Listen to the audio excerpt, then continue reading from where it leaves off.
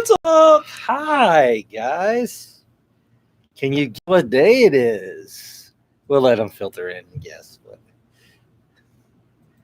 But we'll tell you about how ironic that we came up with the same idea, but different time.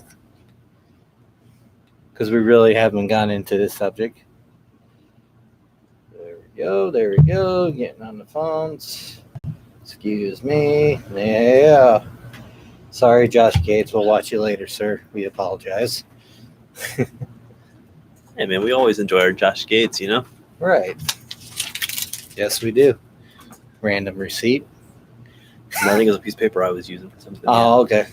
It's like the beer receipt? No, not their beer receipts. We got plenty of those. Oh, we don't get them because they know us by now up there. Yeah. It's like, oh, they're here for alcohol. Don't worry about it. Move on. Maybe we should get sponsored by Circle K or the alcohol part. Because we buy so much up there. We keep them supported with the alcohol beverages. Oh, yeah. We definitely have some of that flowing. But, you know, we're adults. We can do that. So it's Witchy Wednesday, and we'll let you guys get in here for the show. We'll start shuffling up the tarot deck and get that ready. Oh, yeah. Got the candle lit. We got the incense burning. Got the other candle lit. We are good to roll. Rolling. Keep them doggies rolling. Rawhide. Mackenzie. Hey, Mackenzie. Welcome. I'm glad you can make it. It's Witchy Wednesday. So we'll be digging into a bunch of the trials and all kinds of different witches. Yeah, it's going to be a fun night. Even the one you shared with me, the only one in Ohio. Yeah. There's one reported witch trial in Ohio. One. And it was a century after all the other ones were taking place. And 200 years after over a year. No, 300 years. Technically, 2.5. Almost 2,000 years from some of the early ones because they happened they had BC way times. before that. Yeah. So we're going to be talking about some witchy subjects tonight. Witchy. Yeah, it'll be Witchy fun. Wednesday. It'll be fun. That's why I'm wearing a witchy hat. Yeah. He's got the witchy hat. He's got that going on. We also got this from my wife, the book of 5,000 spells. The Element Encyclopedia of 5,000 Spells, exactly. And somewhere in your collection, you have a witch's Bible as well. So in my collection, you mean a witch's Bible right here? Oh, he did pull it out. Good job. Yeah, I had that pulled out before you. Like when you were coming to talk to her, it's like, oh no, that was literally one of the books I've had pulled out all day. Then that's right. Did we go to Savers one time and I bought 2 of them and I gave you or is that another book? I forget, but I know I purchased a book. That might have been this one. Yeah, that might have been that one. Thinking she didn't have it. Yeah. Then she already had it. Yeah. Gotcha. I think that's how I got this one. Yeah. Oh, you watched the Bell Witch video there, Charlena? Isn't that interesting? Oh, Charlena, welcome. She watched the one I shared. Nice. Yeah, we're going to be talking about some witchy subjects. We'll be going through some stuff in the Witch's Bible. I've got a couple of other books that are witchy books as well. We also got material for reading. Some stories. I have a couple of stories. I have a story of a local witch trial and everything like that. So oh, yeah. We're going to be talking about plenty of stuff. We're going to get into this right now. We're shuffling up for our tarot card pull. Hi, Tyler's mom. It is Witchy Wednesday. Hi, Mom. We got all bunch of subjects to talk about witches. And I know my mom, I know she practiced Wicca for a while. Okay. So she definitely understands a little bit of this stuff. So did my wife. So she... Yeah, well, Jen's been practicing for a long time. For a long time. That's why she got more books on the subject. And she's very knowledgeable. I love talking with her about the subject. Oh, that's one she made our protection bags for when we go out investigating. And protection from seances and whatnot as well. And when to charge a stone, she also she can feel if the stone is charged or not. Yeah, she's very sensitive to certain things. Yes, she is. Always a great thing to have. Hey, Joe. Welcome, Joe, sir. What's up? How you doing today, sir, tonight? I was just talking to Terry earlier, as usual, it seems like. It seems like I'm always talking to him before the show, but he's... Go ahead and shovel that up a little bit. He's talking about how I put that little reference in my latest YouTube video of you, and Joe was watching. He got a kick out of that. That story was awesome. Joe will make any situation better, it seems like. Joe's always full of jokes as well. Joe is the jokester. He's the jester in the chats. So something I want to talk about is while we're talking about witches and Witchy Wednesday. He says he loves the pointy hat. Oh, thank you. While we're talking about witches on Witchy Wednesday, yes, we're also, it's kind of a question we'll throw out a couple times. You guys are used to the show format. What is a witch in a movie or TV show that is definitely like scared you a little bit, or like definitely was kind of spooky? I already got one. I know my mom's probably gonna throw this one out here, but I'm gonna go ahead and throw it out beforehand and beat her to the punch. The Wicked Witch of the West from The Wizard of Oz. The West is the one who's attacking you, and like with the army of flying monkeys and everything. Oh. Now, before she eventually gets taken out by something as simple as water, like the Wicked Witch is definitely terrifying. There's a good and she is, oh man, her voice, her cackle, everything is just, and she's so menacing. Wasn't those flying monkeys terrifying? Oh yeah. Those The ain't idea bats. of, like, Those are flying monkeys. Giant, full flying monkey. Oh, that's totally terrifying. Yeah. So Those what's a witch from a movie that scared you guys? You want to know mine?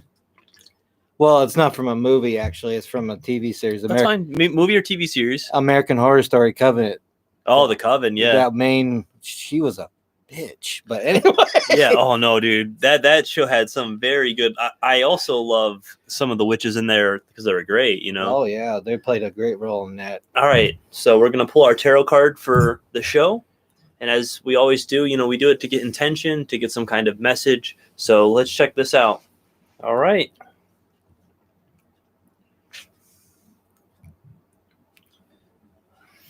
Five of oysters. So I'm pretty sure this is the Five of Oysters.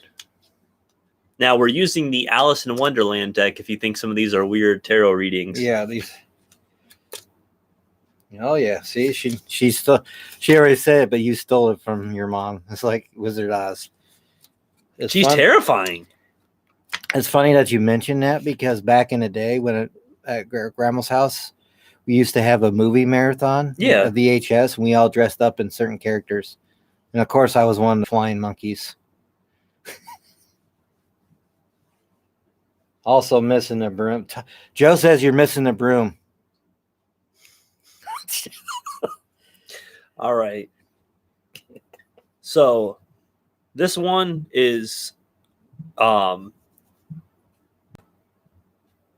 around in a bad situation, new goals, and reconnection with families or lover. So I think he's just hanging out more with the family, producing new goals for the show and everything, So definitely a good one. Leo's watching now. Thank you, sir. It's Witchy Wednesday. So we're going to get on the subject of witches and have a good old time. Well, why don't you start us off? Because I know you have some of the longer stories, so let's get one of those out of the way first. Well, I was going to say just a little bit of the Bell Witch. The Bell Witch, because that one, out of all the witch stories, seems to be more of on the haunted and supernatural side than, like, say, the Salem witch trials, or even, I even shared this earlier from across the UK because it started way early before that, the Pendle witch trials over there, and where the king wrote that demonology book. Again, it's crazy stuff. But anyway, here we go. I have a broom. I can go grab a broom, Joe. Don't worry. It's kind of dirty, though. It's a dirty broom. It's like dirty. Oh! There, Cat in the Hat reference. Anyway, let's go. The Bell Witch or Bell Witch haunting is a legend from southern United States folklore centered on a 19th century Bell family of northwest Robertson County, Tennessee. John Bell Sr., who made his living as a farmer, resided with his family along the Red River in an area currently near the town of Adams. According to legend, from 1817 to 1821, his family in the local area came under attack by a mostly invisible entity that was able to speak, affect the physical environment, and shapeshift.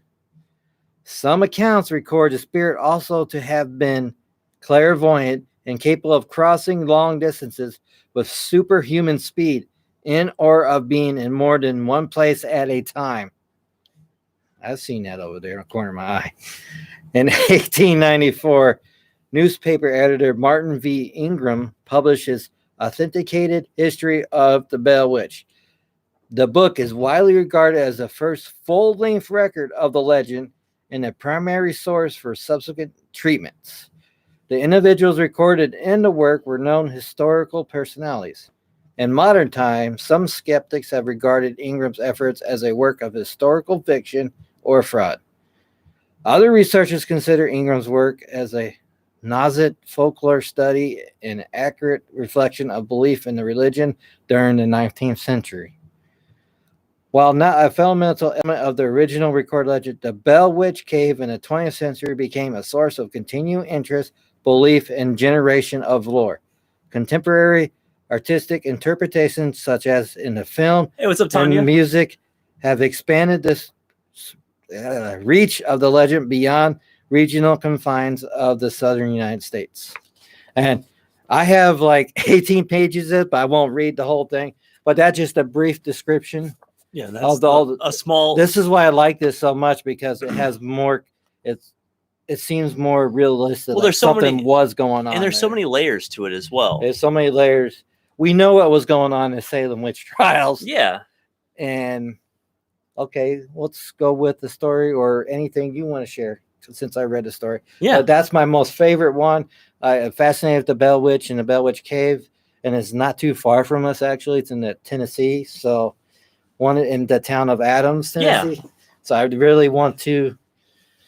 Oh, and it's the only death that they considered that was something unseen or supernatural that recorded in his biopsy. Yeah. They couldn't figure it out, so they cracked it up as something supernatural happened to him. Done. Well, and it's one of those things where whenever you have anything where like the biopsy, like the medical reasoning was something his related. Death certificate said something paranormal. Yeah, it's a weird thing, That's sure. The only one in history that's cracked up the death as paranormal related haunting. So we for the people just popping in, we're doing Witchy Wednesday. So if you guys have any stories of any kind of witches or any kind of things that interest you, you can toss those out. We also asked the question, what's a witch from a movie that has scared you? We talked about the witch from Wizard of Oz, the Wicked Witch. So any kind of things you want to toss out in that direction. I'm about to read a story here. That's something I was reading into earlier. But before I do that, something I'm going to be doing throughout the show is I'm going to be going over a timeline of some of the witchy events that have happened over the period of time, and doing a small description of a couple of those. So I'm going to start with a couple of those real quick. Yep. And the Bell Witch one started in 1817. That's when this all started. Oh, and while you're looking it up, another side note, Andrew Jackson was a general then. He was interested in the Bell House. And before he was president, he was the general of the army. And he wanted to stay 3 nights there at the Bell House. But only ended up staying one, saying he'd rather face the British Army than stay another night in that house. That's crazy. And these are people who aren't rocked easily by things. No, they're not. They're soldiers and a general that at a time that was less secure than the time we live in now. And in some ways, for sure. And that was after the War of 1812, which went longer after, because it makes sense, because Andrew Jackson was a general during the War of 1812, but it went on longer than that. That's when it was first reported. And you can trace prosecution for witchcraft or that kind of sorcery back to BC times. Oh yeah. But I'm gonna start this calendar at 1252. So in November 13th of 1252, torture for heresy was enacted by Pope Innocent IV. So he authorized papal inquisitors to use torture in prosecution of heresy. This move set the stage for torture of witches, since witchcraft would become heresy. At first, torture could not be repeated. Eventually, suspects were tortured until they confessed. Now, this continues on into a very famous person, one of the most famous women in all of history. November 13th, 1431, Joan of Arc. Ooh. Joan of Arc was burned at the stake for being a witch or being accused of being associated with witchcraft. She was burned alive. The woodpile was constructed to prolong her death and make sure she was in agony throughout all of it, you know? So that's another part that was an early part Very of somebody early. being, prosecuted for such a thing. Was this over in Europe? And that was, it's Joan of Arc, So November 13th, 1486, The Hammer of Witches, publication of the Maleficarium, The Hammer of Witches, written by two inquisitors, Henrik Kramer and Jacob Springer. It was widely distributed and responsible for much of the similarity in witch trials and confessions. With papal backing, the Malice claimed that those who did not believe in witchcraft were heretics, and itself a crime punishable by death. So those are some of the early things. And as we go on, I'll be talking about some more. I'll make sure I mark myself there. But we'll be talking about some more stories of that as well. Oh, and that book I talked about in the Bell Witch, I got it. It's got, because I got this off Wikipedia. They could be resourceful. They really put stuff out. The Martin Van Buren Ingram biography, Authenticated History of the Famous Bell Witch with Andrew Jackson. And I should research that book and see if someone has it, because that'll be interesting to read. Yeah, of course. Because that'll be a very interesting read. Since we got plenty of time.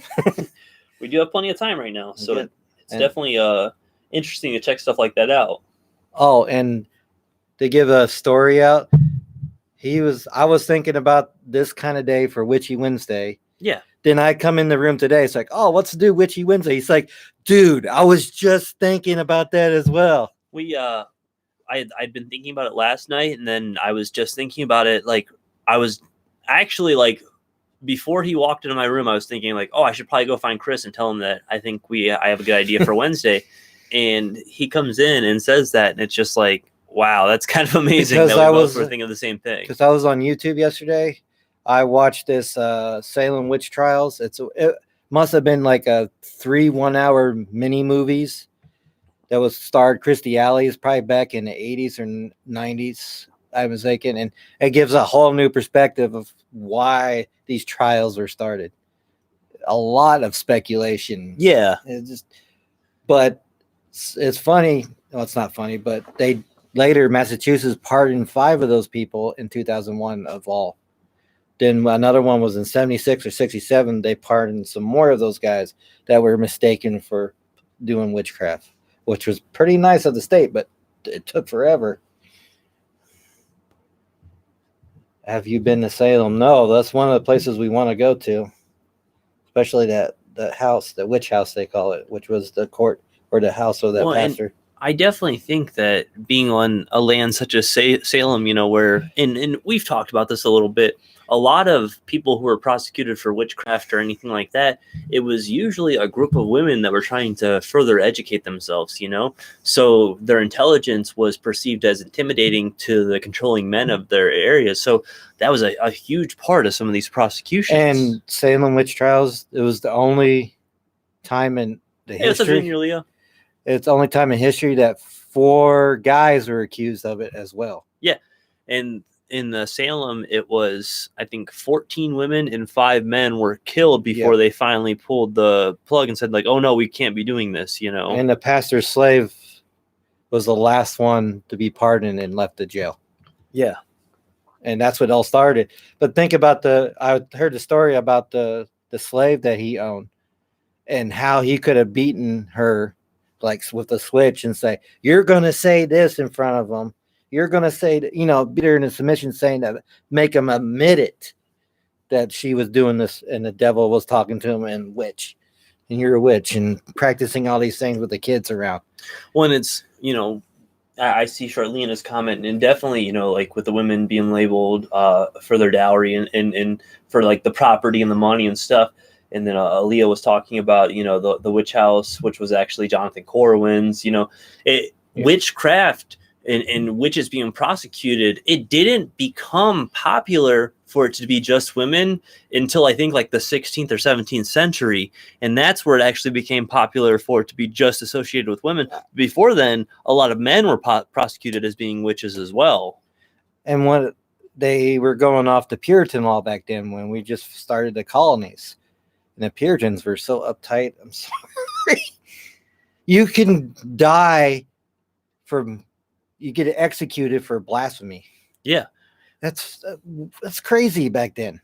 That's nuts. And witchcraft, of course. Yeah, of course. And there was other ones I forget. Some of the practices I do here in the household and some of the blessings and things like that at a certain time could get me thrown in jailed and killed, you know? But back then, yeah. Yeah, I would be the kind of person that would get Same prosecuted thing with and my killed. wife. Yeah. This amulet around my neck, you know, something like this could get me killed in some ages, you know? It's insane to think Well, it's not time travel back then. Yeah, I'll be avoiding that kind of stuff. I don't need that kind of prosecution, you know? No. The witch herself, he was prosecutor. Yeah, that's right. But how ironic that they call it the witch house. Yeah, they do it for tourism. That's why they do that. It was actually the prosecutor's house. He would love Salem. It's on our bucket list. It's one of them. Oh, thank you so much, Aaliyah. I think I'm pronouncing that right. I believe it's Aaliyah, right? I hope so. If I'm not pronouncing that right, I'm very sorry. Yeah, please don't kill me. Also, Salem Witch Museum, you learn how. Yeah, that's the slave I was talking about. I can't even say her name. Tituba was basically a founder of bringing witchcraft to women around the town. She had a different mindset. They thought it as witchcraft. I mean, she was a slave. You think about that, they still had their practice that she had would be perceived as something coming from different. Africa. It would be perceived as something different, but not necessarily in a bad way. Okay, thank you. And not necessarily in a bad way.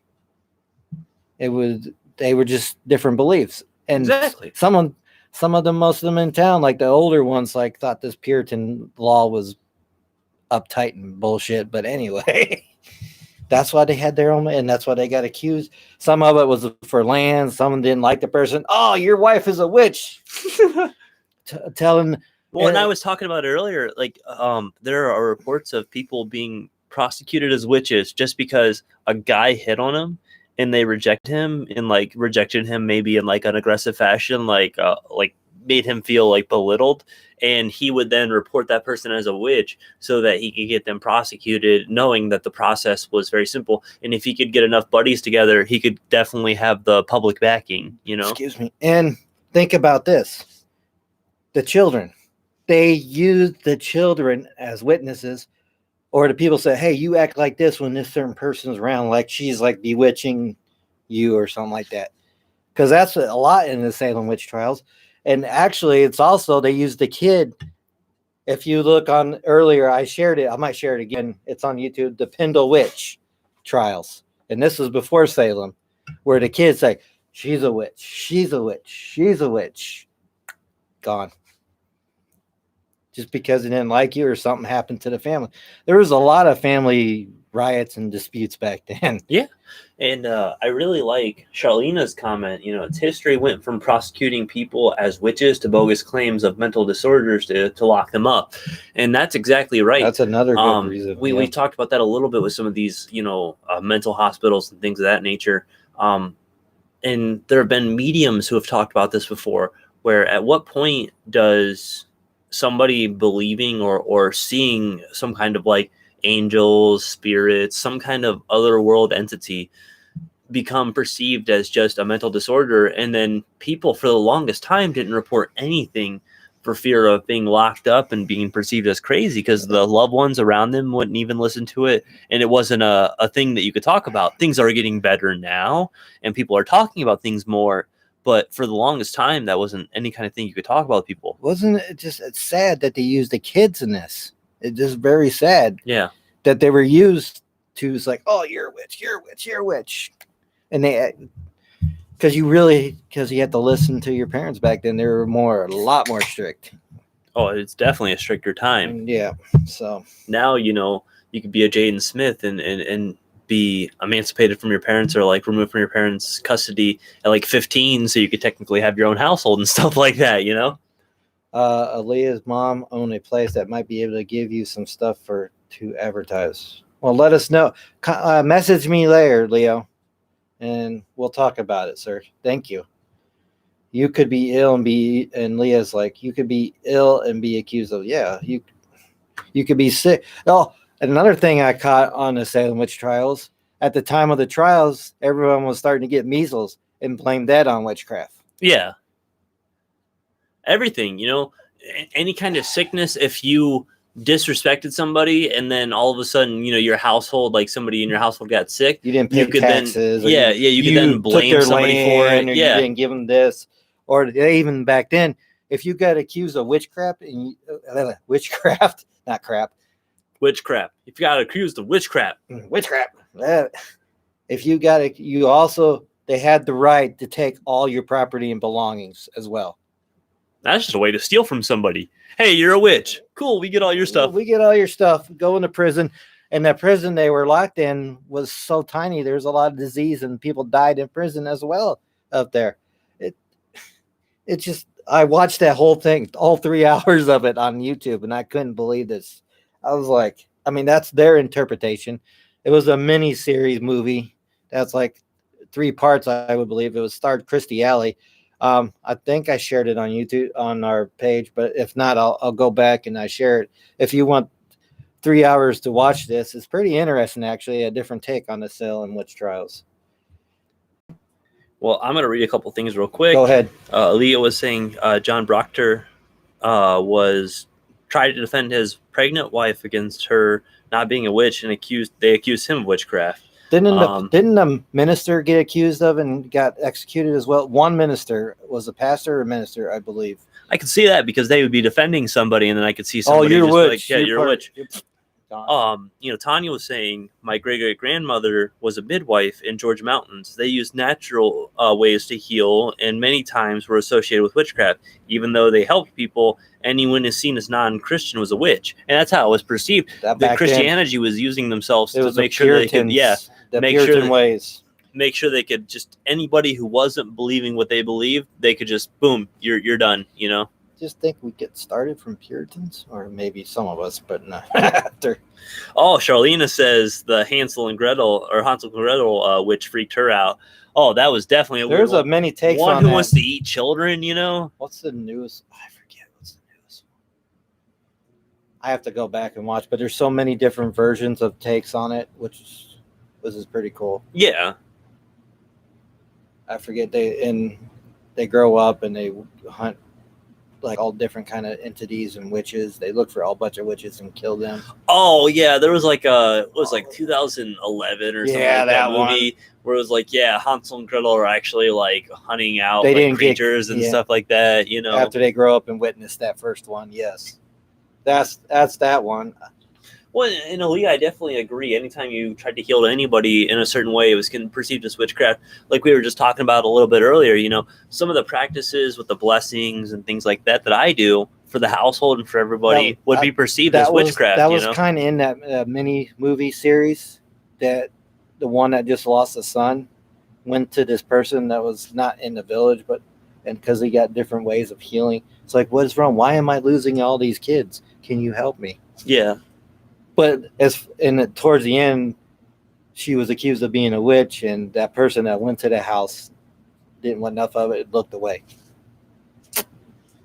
Crazy, because it was the husband that was the accuser. That's what. Oh, hey, Ben, what's up, dude?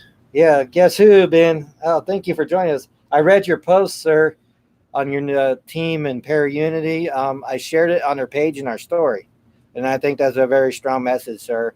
And keep up, upward and onward, sir. That's what Joe says. All right. We're into Witchy Wednesday there, Ben. And it's been we've been talking about some witch stories, and we also threw out the question, like, what's a witch from a movie or TV series that definitely spooked you?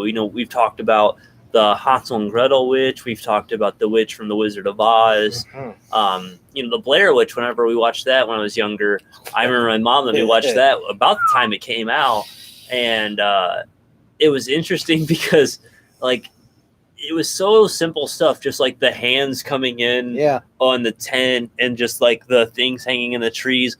And then obviously when you get near the end, and spoiler alerts, if you haven't seen it at this point, then you're not going to watch it, But the person standing in the corner of the cabin, just like, that was definitely in the knock, and that's how it all ended. Yeah. And at the time it was released, the there was this whole air around it that it was actually real, you know. So it was a weird movie to watch.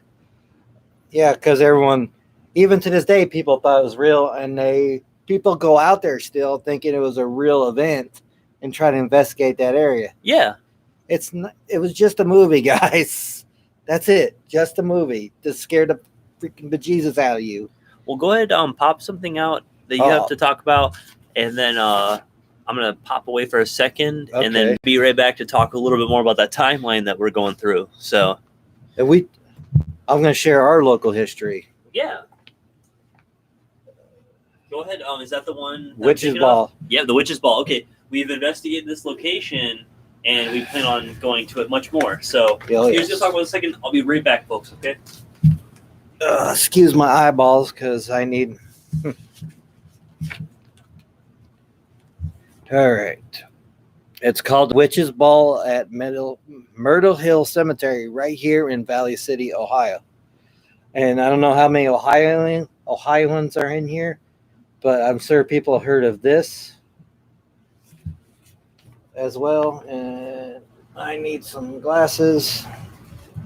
I'm probably going to use my phone flashlight. Sorry, guys, because I'm getting blind and old. I will get to your questions after I'm done reading this. All right, here we go. There's a spherical stone in Myrtle Hill Cemetery in Valley City said to mark the grave of a woman who in life was a very tormented soul. The woman was marred and married and had several young sons. Unfortunately for the woman, all the men in her life took great pleasure at abusing her, both physically and mentally.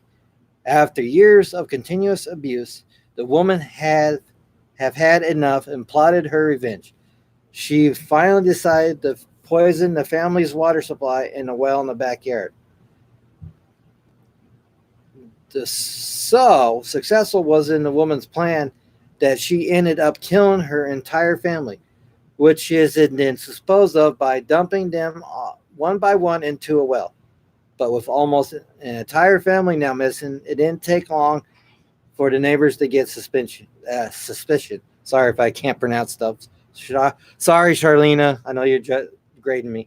Eventually, the bodies were discovered and the woman arrested.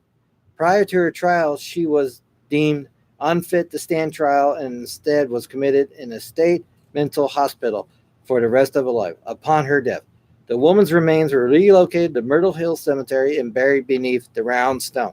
That's the spot the woman's ghost is believed to haunt this day. There is a variation on this popular legend that states that the woman in question was also a witch who turned the dark side in order to seek her revenge. She is said to have practiced her dark craft in and around the cemetery, including the nearby woods. After the murders of family were discovered, the townspeople said to have stoned the woman to death. Her body was then buried under the giant sphere in order to keep her from rising back out of the grave. In addition, she was also buried standing up to further make escape difficult. But it would appear as though these precautions did little good because the woman's spirit is said to have found a way to escape the grave and return to places she worked her magic. The stone itself has also soaked up some of the woman's evil, and it will feel warm to the touch during winter months, freezing cold in the summer. Even nature seems fearful of the grave, and snow and leaves refuse to fall anywhere near the monument. All right, that was the legend. That's the legend around there. Yeah. I'm going to tell the truth. This is going to be like pretty long, so pay attention there, guys. That was the legend I just read of that certain cemetery, and we've been out there before. Yep, and we didn't touch the ball because we don't want to deal with that. We already touched enough memorials in question. Anyway, the marker in question in the stone and the spear sitting on top of the square base marked simply Stoskopf. Stand in front of the stone and tell people that no one is buried here, and we all give nervous glances about them as they wait for a ghostly witch to come barreling out of the woods at the time. But the simple truth of it is no one is buried under this stone because it's not a gravestone. It's a family plot marker. 7 plots were originally purchased by the Stoskopf family of Myrtle Hill Cemetery. Today, only 4 of the 7 plots are occupied. George Stoskopf, his wife Alma, their daughter Alma, original, and her husband Joseph Toff. All 4 graves are clearly marked at the short distance away, and we showed that too in our previous video, from the infamous Witch's Ball. As for stone itself, since it was designed to do nothing more than mark the Stoskopf family plot, it bears no other name other than Stoskopf. Now, I'm going to read why there is some truth to the poisoning, but it wasn't witchcraft. And turn the page. All right, here we go. Now with the truth. And this is why we do this. We always investigate the truth. Exactly. We don't investigate the legend. Never. All right. Here we go. I couldn't see, so I'm using my light, so I'm a blind, you're fine. blind old fuck. But anyway.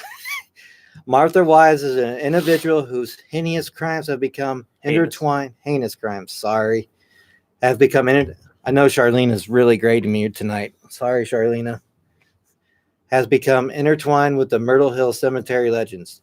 During a New Year's Day dinner in 1925, Wise poisoned her aunt Lillian Genke's entire family, including 4 children. Crazy bitch. Lillian lingered for several days before finally passing away.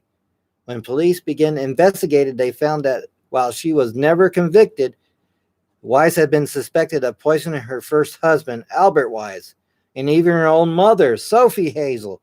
What the fuck? Hey, thank you. I knew you could. I seen those long arms behind me. In 1925, Martha Wise was convicted of the first-degree poisoning of the Genke family, as well as resulting death of her Aunt Lillian, and was given a life sentence. Martha served her time at Marysville Reformatory, where she became something of a model prisoner. Denied parole 7 times. So I can't read tonight. Several times. Wise had her sentence changed from first-degree murder to second-degree and was granted parole in 1962. She died in June 28, 1971. The aspect of the Wise crimes that would eventually link the legend of Myrtle Hill Cemetery to the factual events in the life of Martha Wise is that several of Wise's victims, including Sophie Hazel and Lillian Genke, are buried in Myrtle Hill Cemetery. Martha Wise, however, is not. She is buried in Marysville. So there you go. That was the truth. There was some truth to that legend. Some people were poisoned. 2 of the victims of her are buried in that cemetery. Those are probably the ones that haunt the cemetery. I could definitely see that, yeah. But the one that did the poisoning, she's buried in Marysville. So there you go. There's a history. And the real story. And the real story, the legend and the real story of Myrtle Hill Cemetery and why we investigate the truth. Yep. There you go, guys. I hope you enjoyed that. I hope you heard me. Sorry, Charlena. What's my grade? I don't know. She's going to grade me. All right. So let's continue on with the timeline of reported witches through history. Yes. Where we last left off, it was the Hammer Witches in November 13th of 1486. So now we're in November 13th of 1532, and the HRE decrees death for witches. So there was an execution of 3 witches, and then this led to the interest and exploration of more people as witches. So this was one of the starts that, think of it as one of those early dominoes that's knocked over that leads to more investigations, you know. Oh, before you start, Charlena just threw this up there while I was reading this. Did you say June 28th, 1971? Yes. 666 in numerology. That's some crazy shit. Thank you, Charlena. So in November 13th, 1532, Holy Roman Emperor decrees witchcraft can be determined by I'll get it right now. It's okay, Judicial. sir. I messed up too. Judicial torture and punishable by burning to death. Then in November 1542, secular government confirms religious belief. English Parliament makes witchcraft a capital crime. The legal code carries over to the New World colonies. 1550, about mid-century, infanticide began to come to notice in the courts. Along with the development, witchcraft is increasingly seen as a secular crime rather than an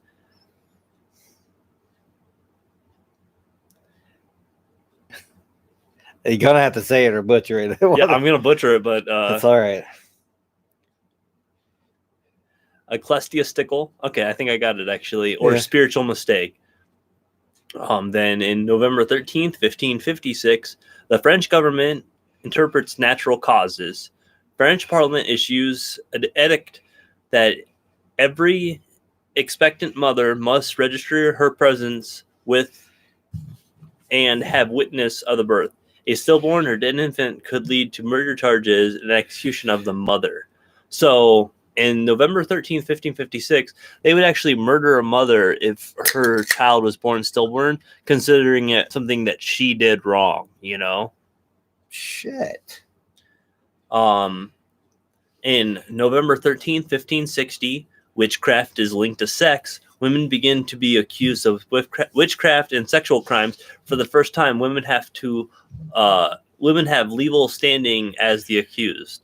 So that's another part. And then in 1563, in the Scottish courts, they declare witchcraft a secular crime, and they start using tortures like the wheel, where they put you on the wheel and they tighten the bounds farther and farther, and it starts to pull you over the wheel. What's that one I just said about that dude?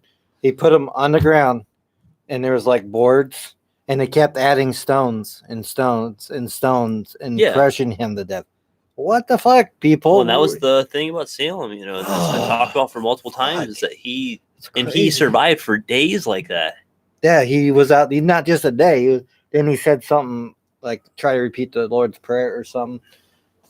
It's like, how can a person repeat the Lord's Prayer if they worship the devil? Can't. I'll go ahead. Sorry. The last one I'll have for the timeline, and then we'll continue on with more of it later in the show, is in November 13th, 1580. The English witch hunts begin in earnest. Over 1,000 are put to death. Where the sex of the most dead is known, over 90% are women. Most witch prosecutions coincide with redistribution of property and wealth from working peasantry to wealth. Sounds familiar. So, yeah, they were literally taking women's land because they knew they could just go in and just, boop, all right, you're a witch, we kill you. Cool, we can have all your land now, you know. So it was definitely, that's where you start to see the shift go mainly towards women. Some of the tortures they did back then to prove that they were a witch or not were fucking ridiculous. Excuse my language, but come on. These are human beings, people. And we'll go more into that timeline later in the episode for sure. And in the U.S., contrary to belief, they did not burn at the stake. The most popular one was hanging.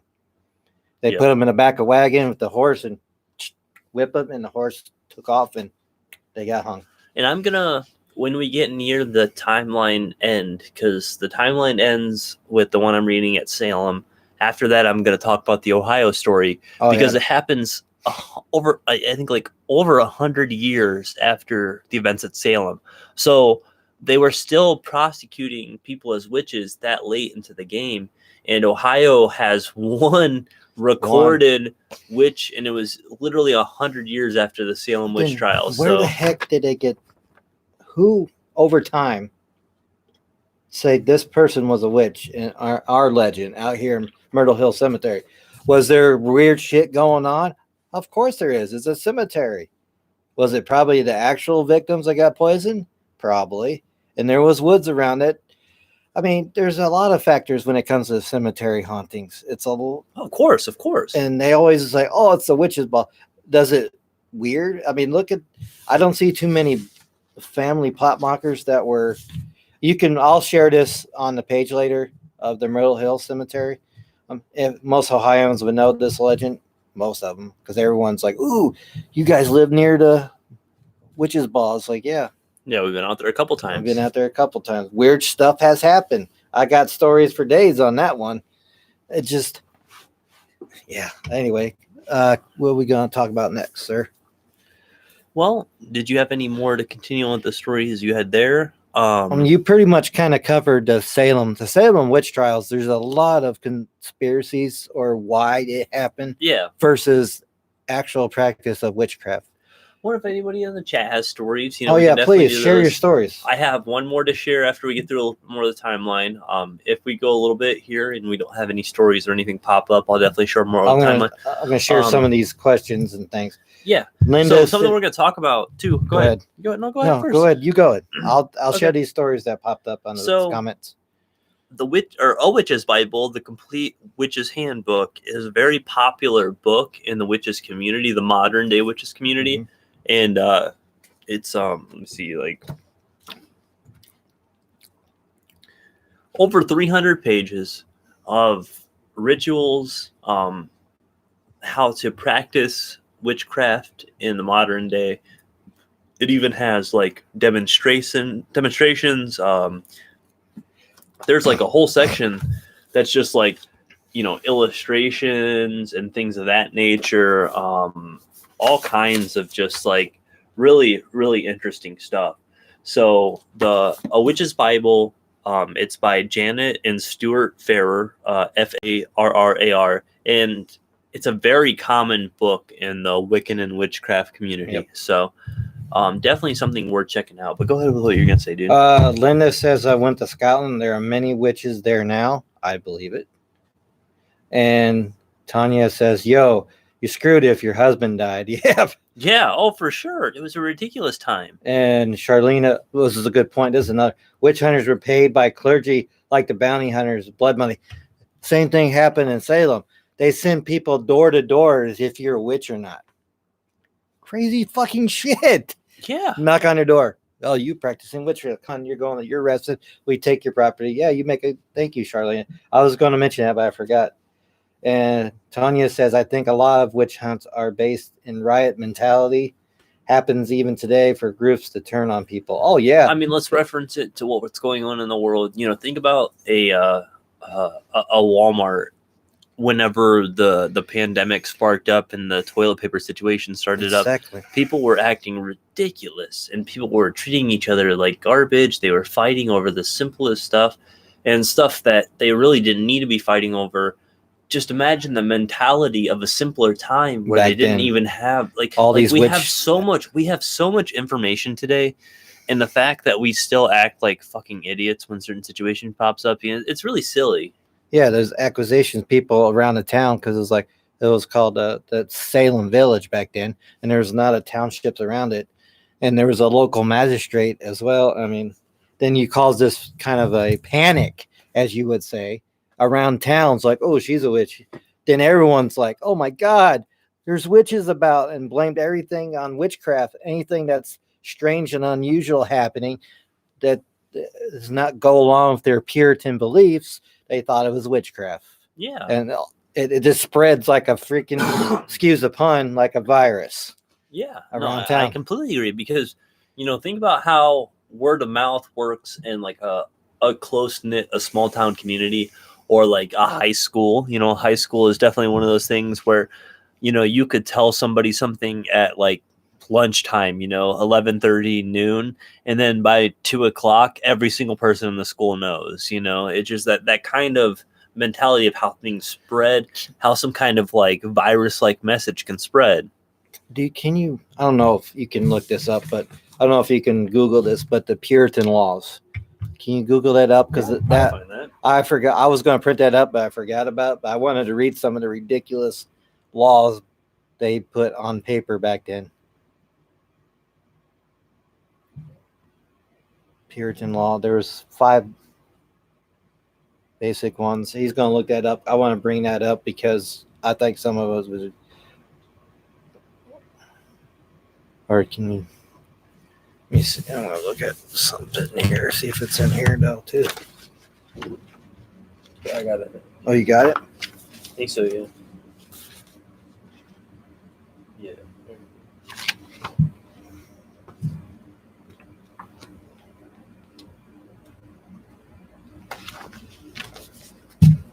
Oh, well, that one's not working. Sorry. Sorry, guys. We're gonna look up something for you. We want to read it off because I find it interesting, and I forgot to print it off because I'm only human. Sorry, guys.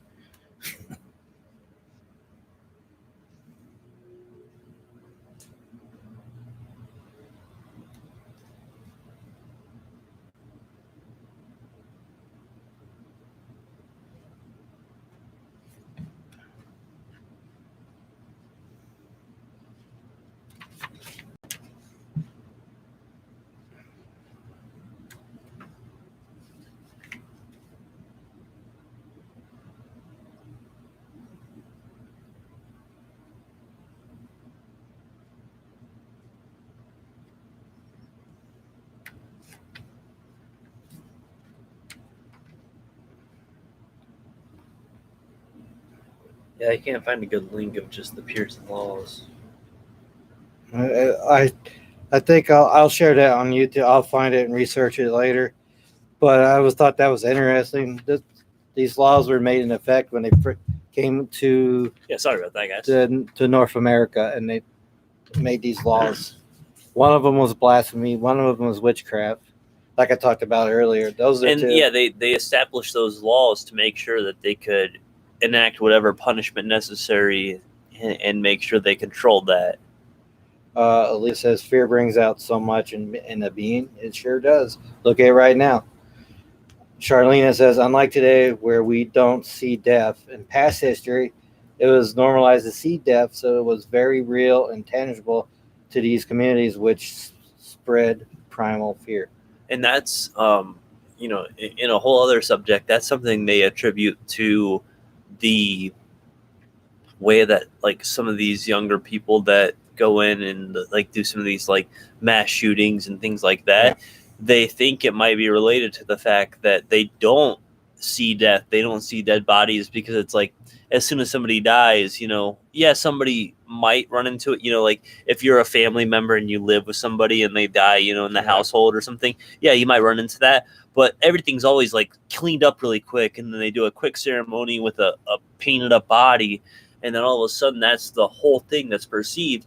Where if you live in a third world country, and you see bombs dropped on like buildings, like public buildings and stuff like that, you can see death in a whole other world. Aaliyah says those that choose not to avoid or not believe and then only believe when everyone else is basically believing you are just following the crowd, like you said. And Tanya, she brings this up, what we were searching for. Read the Scarlet Letter or the Crucible. Oh, I've read the Scarlet Letter. Yeah, I read that in high school. For the clear ideas of the Puritans. Yeah, I read the Scarlet Letter in high school. Linda Bird says you have to consider their religious beliefs. Anyone who was different was a witch. Yeah. And Tanya, I'm such an English teacher. Aaliyah says Rebecca Nurse John Proctor. You can see their memorial stones in Salem. We definitely want to go there. That's for sure. The bucket list keeps growing, and you just can't say one location because there's so much out there to explore and research and investigate out there.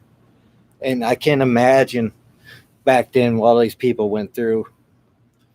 You look at them the wrong way. There's so many stories too. There's so many stories about what goes on out there, and the stories that continue on today. You think about like recent horror movies like The Conjuring. The Conjuring, the story of that household was a mother had sacrificed her child to Satan or something like that. Yes. And then ran out, declared her loyalties to Satan, and then hung herself in the tree, and then that ended up haunting the house and stuff, and that led to a lot of those stories and a lot of the hauntings there.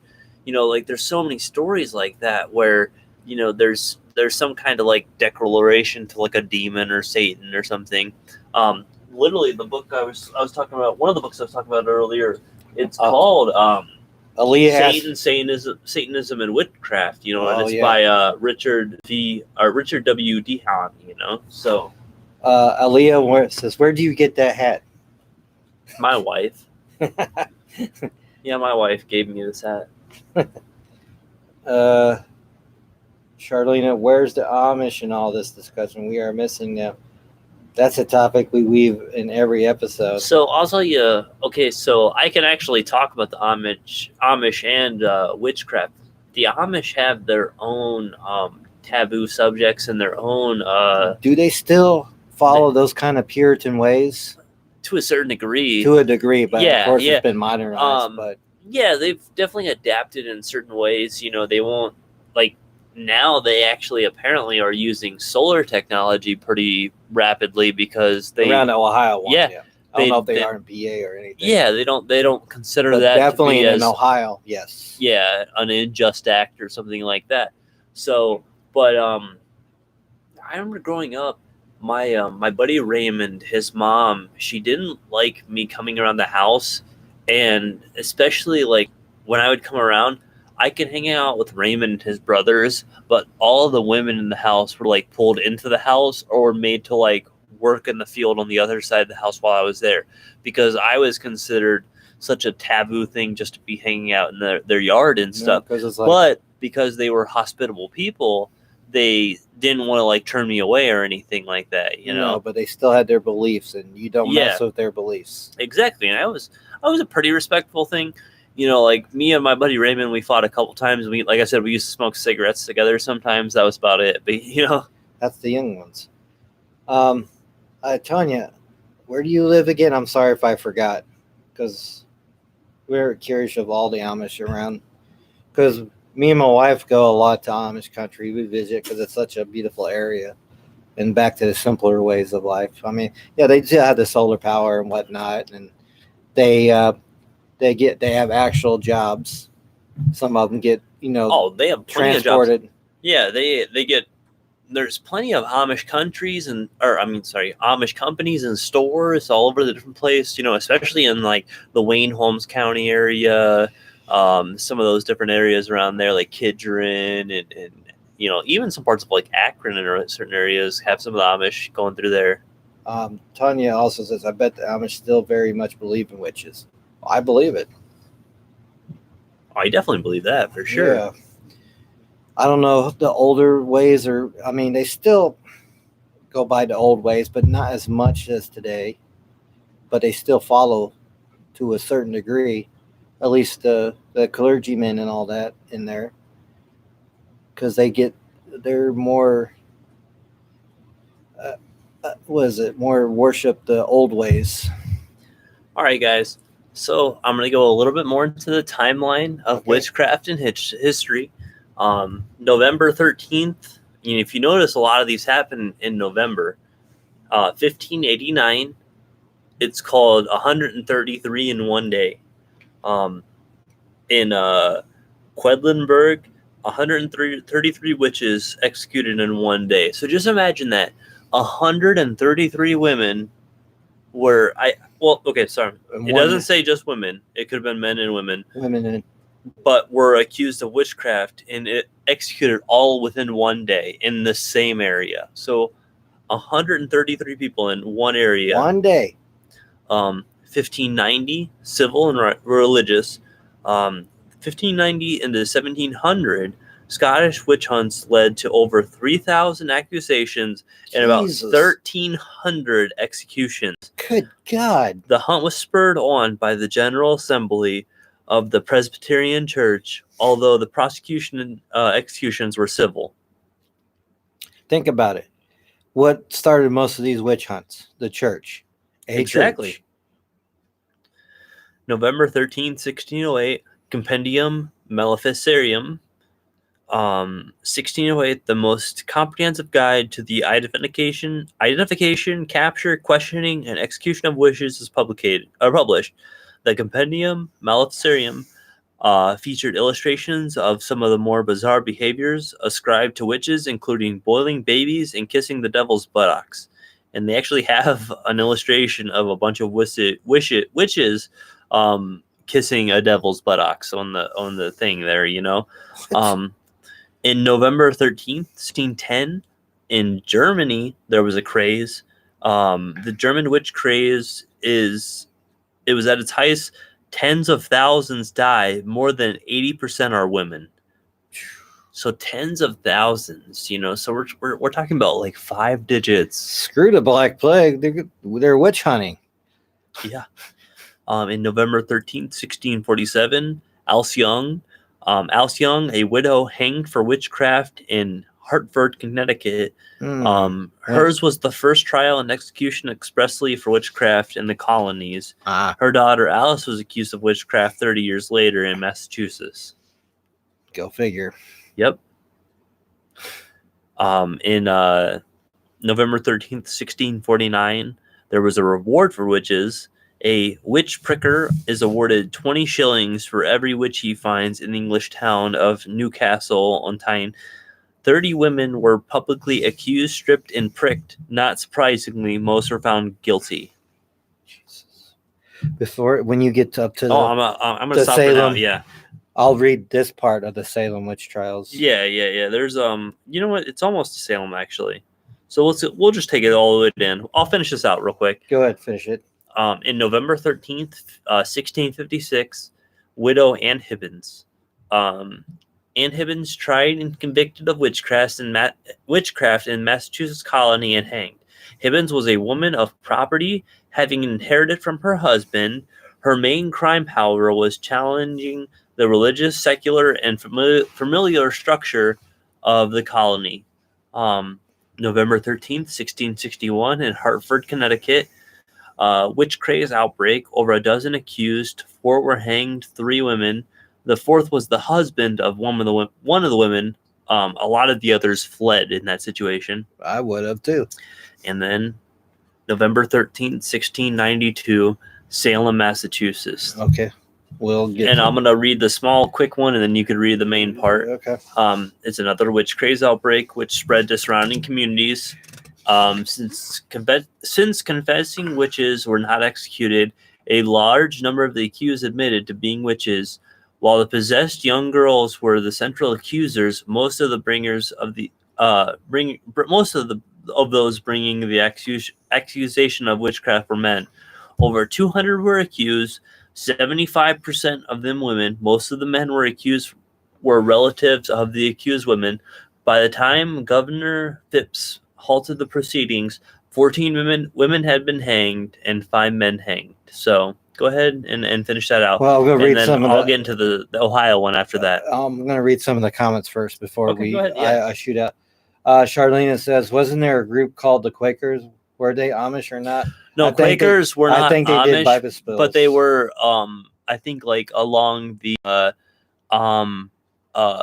I think more of like the Mormon or like that kind of religion. I think the Quakers were more associated with something like that. Yeah, we have to go looking. I'll look into it. We'll look at that more. I think Benjamin Franklin was a Quaker. Yeah, he's William Penn was a Quaker. Yep. Tanya says that. And Charlene says, "So sad, blessed him." That's when you were reading. See, woman couldn't hold power, land, or money. Screwed without a man. Major suckage. Yeah, it was very sad back then. All right. And he left off at the Salem witch trial part, which I will read that. I'm going to, excuse me while I turn my light on because I'm blind. I want to make sure I get all of it. They're good for phone lights. All right. Here goes the story of the Salem witch trials. Well, just a little bit. Just a little thing out of I found out of Wikipedia that I can print off and read. The Salem witch trials were a series of hearings and prosecutions of people accused of witchcraft in colonial Massachusetts between February 1692 and May 1693. More than 200 people were accused. 30 were found guilty, 19 of whom were executed by hanging, 14 women and 5 men. It's crazy. One other man, Giles Gorey, was pressed to death for refusing to plead, and at least 5 people died in the jail. It's ridiculous. Arrests were made in numerous towns beyond Salem and Salem Village, known today as Danvers, notably Andover and Topsfield. The grand juries and trials for this capital crime were conducted by a court of oyer and terminer in 1692 and by a superior court of judice. Sorry if I butchered that. No, it's not judicial. It's judicature in 1693, both held in Salem town, where the hangings also took place. It was the deadliest witch hunt in history of colonial North America. Only 14 other women and 2 men have been executed in Massachusetts and Connecticut during the 17th century. Hey, you talked about that Connecticut one earlier. The episode is one of colonial America's most notorious cases of mass hysteria. It has been used in political rhetoric and popular literature as a vivid cautionary tale about the dangers of isolationism, religious exorcism, false accusations, and lapses in due process. It was not unique, but a colonial America example of a much broader phenomena of witch trials in the early modern period, which took also place in Europe. Many historians consider the lasting effects of the trials to have been highly influential in subsequent United States history. According to historian George Lincoln Burr, the Salem witchcraft was the rock on which the RC shattered. Sorry if I butchered some of these words, guys. I apologize. And just a little bit more. At the 300th anniversary events in 1992, bless you, Sorry. To commemorate the victims of the trials, a park was dedicated in Salem and a memorial in Danvers. In November 2001, an act passed by a Massachusetts legislature exonerated 5 people, while another one passed in 1957 had previously exonerated 6 other victims. As of 2004, there was still talk about exonerating all victims, though some think that happened in the 19th century as Massachusetts colonial legislature was asked to reverse the attainders of George Burroughs and others. In January 2016, the University of Virginia announced its Gallows Hill project team had determined that the execution site in Salem, where the 19 witches had been hanged, the city dedicated Proctor's Ledge Memorial to the victims there in 2017. So, like, finally, just in 2017, they finally dedicated the land to the people who suffered those Why did it injustices. take so long? Exonerate all, not just certain people. Why not do it to all the people that were accused? Yeah, because they weren't criminals, you know? They weren't criminals. Yeah, I was like, why don't do that to all? Just Exactly, Tanya. I completely agree. It's ridiculous that it took that long just for justice to be served to some people who were falsely accused. It's older time. Like, you live close to Tanya or whoever lives close over there. The original 13 colonies was, it's the oldest part of the United States, but it was still under like kind of a British law. Yeah. They took all that from over there and brought it over here till we got the Constitution and whatnot, and they still followed those rules. That's the same thing with all those witch trials and whatnot. They still followed that legislature or that judicial system over here. Yeah. Which was kind of all right. So, guys, crazy. We're Ohioans here. So I'm going to read the only recorded witch trial that happened in Ohio. Oh, Charlene says, do that to me and I'm haunting your asses. I feel you there, Charlene. Dude, that's why they consider those grounds haunted still, because it was just not right. I'm going to read the Ohio witch trial that happened, Oh, yeah, that took 100 years after. It was 100 years after all the Salem stuff, Well, which is probably still going on even to, they thought it was going to be quick. No. So, it was in the Hildebrand Evans case, and it didn't occur till 1805. And it was literally a century after, like we said, most of the witch trials had gone on in America. Right. It started out like a lot of the Salem witch trials with a couple of bored teenage girls and an outcast older woman. Nancy Evans was an elderly woman who lived alone in a very small cottage at a crossroads with her black cat. And of course, black cats are always associated with some Orange kind of dark bird stuff. or Yeah, yellow birds or orange birds and red and dogs. Those exactly. Cats, birds, and ducks. Yep. So very little is known about her or the trial, only that the Hildebrandt daughters, who were unnamed in any records, showed signs of being possessed. They and their family all accused Evans of the crime. According to the daughters, the cat could talk and would torture them psychically. Members of the community began to shun the old woman, who understandably thought the entire thing was ridiculous. Finally, a magistrate stepped in. After a bit of research, the community decided the witch's chair was the best way to settle this case. There are two different versions of the witch's chair. The first involved a long pole suspended over a body of water with a swing on the end. When weighed against a Bible, the accused was either weigh less than the Bible, a witch, or weigh more than and thus be dunked into the water. This usually resulted in drowning, as most people and women, in particular prior to the 1920s, as the advert of a more athletic swimsuit didn't swim at all because water was considered bad and they didn't have appropriate clothing. Also, between corsets, stays, and other waist-cinching devices, petticoats, and boots, they tended to suck up water like a sponge and weigh down the wearer, pulling them into the water. The idea was that if a witch was discovered, the person operating the device could shake her off the swing where she would drown, The second is essentially the same but without the water. A set of human-sized scales are constructed, and a book is placed on one end, the accused sits on the other. Again, the book should be lighter than the person if they are really innocent.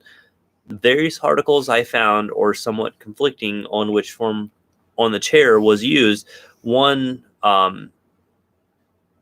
chair was constructed. The elderly Miss Evans was brought to trial. A Bible was placed on one side and the accused brought forward, still not really taking the proceedings seriously. Miss Evans plunked her ass down on the chair, not a slight woman. The Bible went flying, they thus proclaiming her innocent. So it was a very silly situation all in all. The practices they went, you want to hear some funnies in the chat room? Yeah. Remember when Charlene said, do that to me and I'm haunting your asses? So Joe comes back after she is done in Brad Pitt's shower.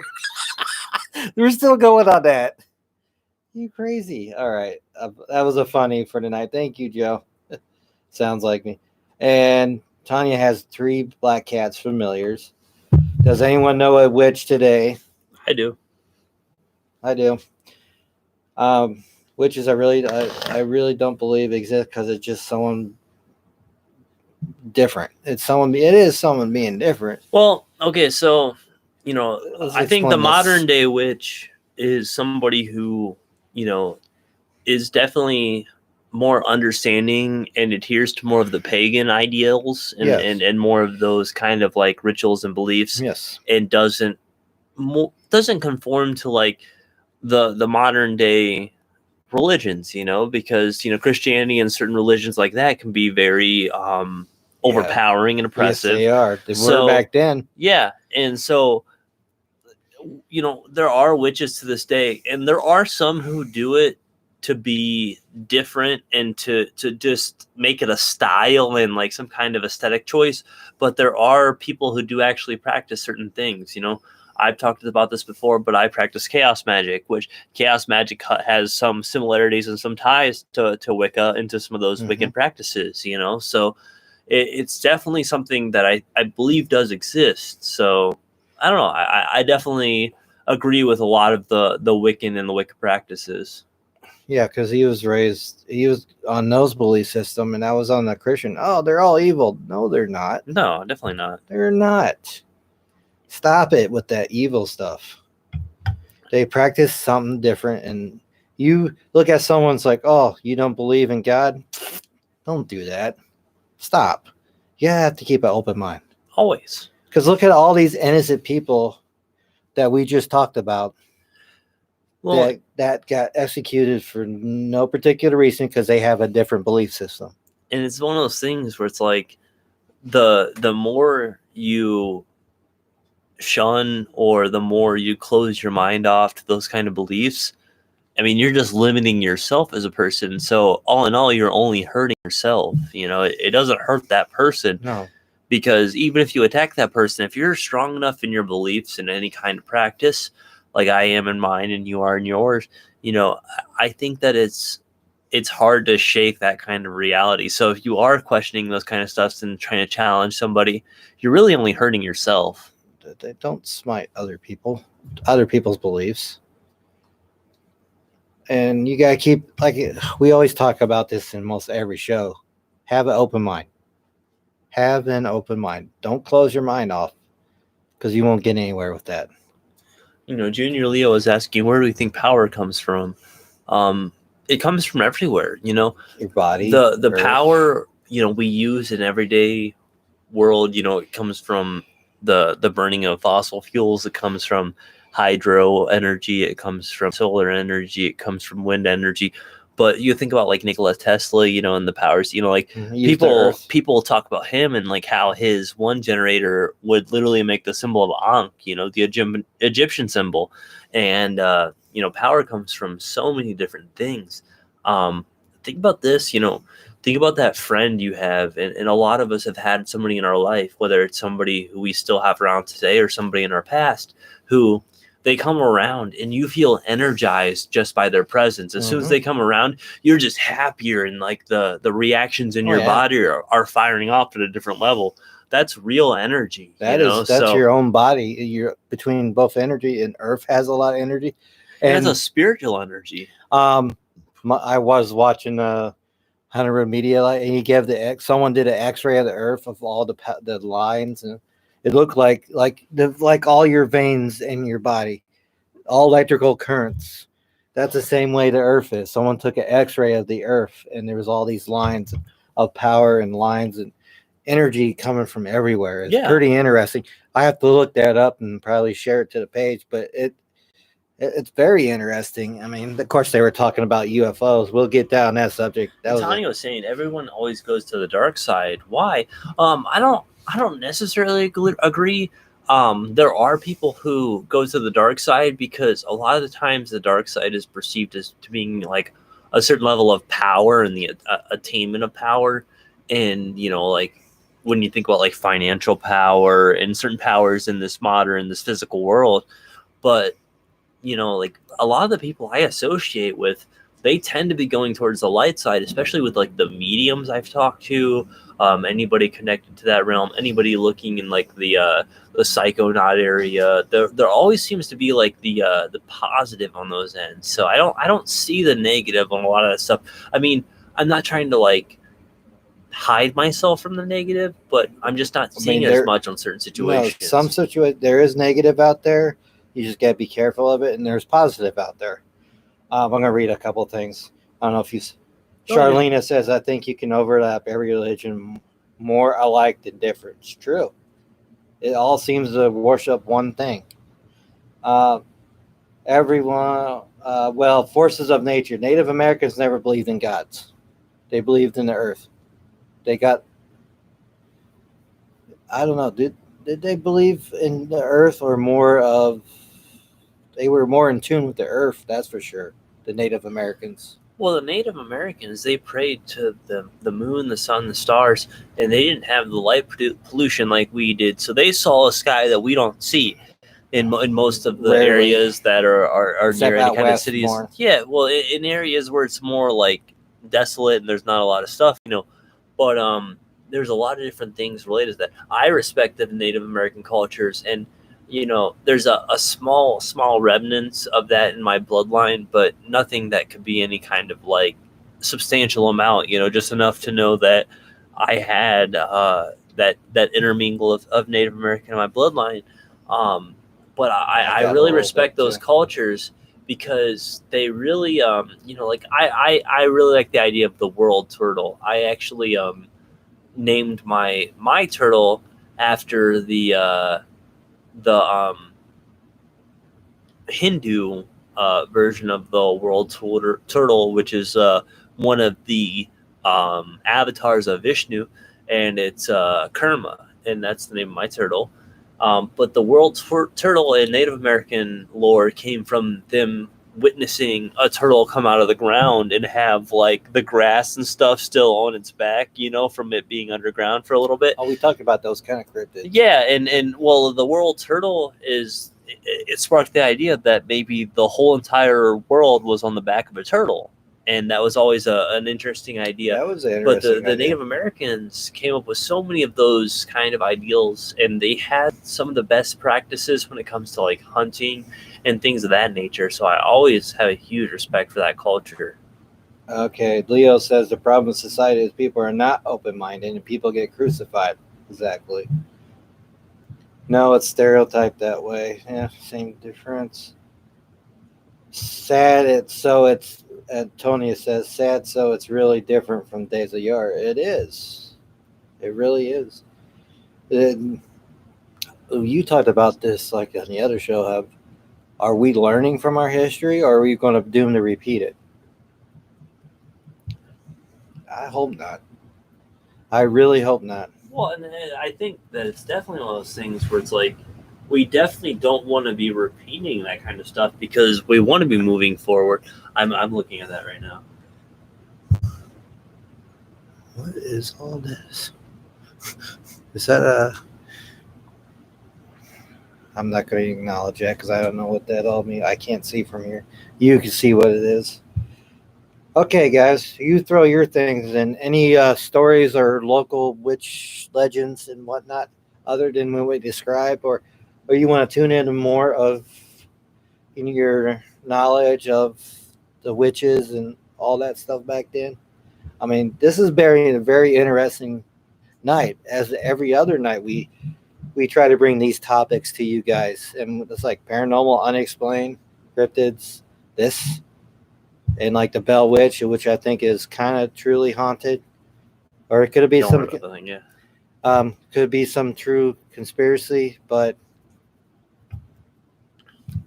I mean, that's why I may be fascinated with the Bell Witch story, because it just, and like you said, it's only one known death that they put on his death record caused by paranormal or unseen force. I mean, Charlena says the wizard clipper is what I got near me. Junior Lito says he has a story. Okay. And my mom said that her great grandmother was full-blooded Indian, and I believe, Mom, I think you told me before, but I think that was Cherokee. Correct me if I'm wrong, though. I know my grandfather would get a very, very deep tan. Like, he was the kind of person who he could mow the lawn a couple times in the summer, and he would get just the full dark tan. My real dad's side of the family, it's my real dad held these records of how we were in tide with the Native Americans, and he would, like you say, get that tan and whatnot because he was that side of the family was Native American. Yeah. But yet he let all the stuff burn down in his house. So all those records are gone. Oh. And I was kind of curious of what. Welcome back, Linda. I was kind of curious of what nation or what tribe that we were a part of back then. The Wizard Clipper. Yeah, Charlene, can you, is it a short story, long story? If you want to type it out, we'll happy to share it. And Junior Lena was asking if we know what a black mirror is. I've heard of black mirrors, but mirrors. Like not in anything that I've ever experienced myself.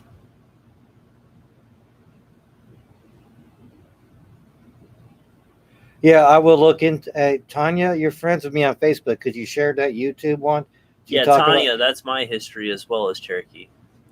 The Bell Witch, where great-great-grandson talks about family experiences done by professors. Okay.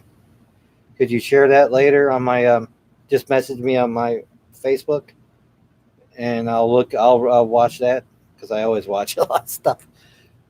This has been a good night. We have we read a lot, we explained, I mean, We could read for hours because there's a lot of pages here of all the, even between the Bell Witch and the Salem Witch trials. Well, we really like when you guys interact with us. We've talked about some stories over the night, but your guys' stories you've told us are the most interesting part. Yeah, we want to learn your stories or your local. Yeah, Charlene, if you're typing that wizard clipper, we'll share that with all the people in the chat room for you. If you want to type that out, we'll talk about something else while you type. She might be typing. Just having. Yeah. Oh, okay. Thank you, Tanya. So, Allo Oso is watching from the Los Alamos Natural Laboratory, the LANL. It's a Office of Scientific Research and Development, and they say that like the stories we're talking about helps with what they're doing there. But okay. They locally close to the National Laboratory at the Skinwalker Ranch. Skinwalker. The Skinwalker Ranch.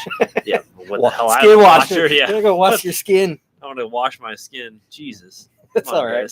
But the cattle mutilations out there have been a part of the folklore of the surrounding areas for decades, and especially when you talk about the Skinwalker Ranch, there's a lot of Native American lore because that's where a lot of that comes from. So, yeah, it's really UFOs, paranormal, all kinds. It's a kinds hotbed of activity out there. Hotbed. So, thanks for tuning in. We really appreciate it. It's like a mini Area 51. It's heavily guarded out there too, as well. And if you ever want to send in a story to the show, we tell all kinds of stories. So, if you have any stories you want to share, let me see. Do your DNA. I'm gonna have to. I'm kind of curious. I'm afraid of doing one of those DNA tests, though. Yeah, I will try to send. You will always. Leo says he would always have it covered and let me look into it. Okay, he was talking about something else. My dad had one. I'm trying to get off to these comments because we've been talking a lot. Sorry if we don't get to your comment. We apologize. Where do you recommend in Salem to visit? Well, first go to the. Well, we haven't been out there, so we need to be out there first. I want to go to the witch house. Yeah, which it was the actual home of that one prosecutor. Anybody in the chat who has been out there, definitely recommend the locations.